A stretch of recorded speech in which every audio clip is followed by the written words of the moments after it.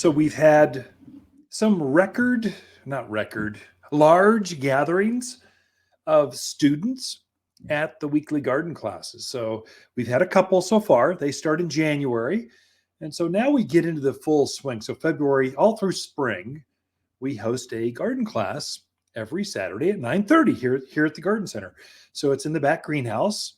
It's been difficult to keep it warm because snow on the greenhouse doesn't allow sun to come in, so greenhouses don't warm up. So it's a little chilly, no matter how much you crank on the heaters. But it's starting to melt off, and it feels warmer already. You can tell the plants. I mean, today is glorious. Oh my gosh, this weekend finally is starting to feel good. And so this weekend, it's soil preparation. How do you get your soils ready? How do you get them going so that you can start planting? And you should be actively working your soils now. You should be looking to add manures, looking to add compost to those gardens, because it makes a difference on how the plants grow through the rest of the year. Next week, so we're really trying to gear up for this one, mountain fruit trees and how to increase the heavy harvest. So if you want to have some edibles trees out in the yard, now's the time to start planting those. And we're starting to gear up with those. I just had some stunning. I mean, I've never seen plums this nice show up. I mean, they're instant, huge trees. They're beautiful. And they're going to produce fruit this year. So fruit trees are tricky. They got to be at least 5 to 7 years old before they start to produce.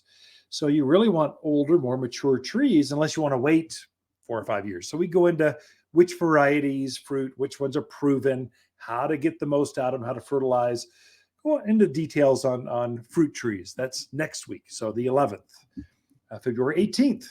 This one will be a biggie. It's always big every year. I don't know what to expect. But gardening for newcomers. And the class is over half the students at a class are new to the area this year. They're just trying to hone in, figure out what to do. And so that should be a powerful one. There we go into zones, what our soils are like, how to prep things, how to garden, it's kind of a cursory catch-all for everything, gardening for newcomers, but it'll be busy. You'll get a lot out of it. And then Evergreens that bloom early, Saturday the 25th. And it keeps going on and on. Take a look at all those, watersgardencenter.com. There's a button in the very front of the website. Classes, they're right there.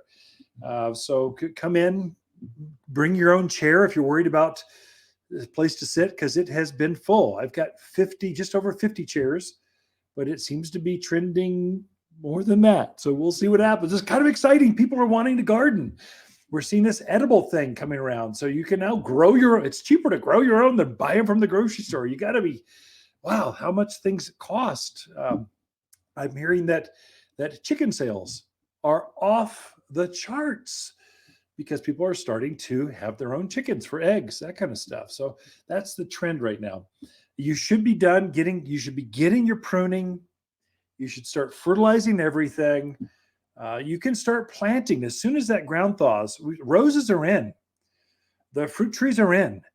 We've had 3 semi-loads of plants. The place looks empty, but still it's coming around. We're starting to fill up the garden center with plants. And as soon as you want to get out there and prune, these plants are dormant.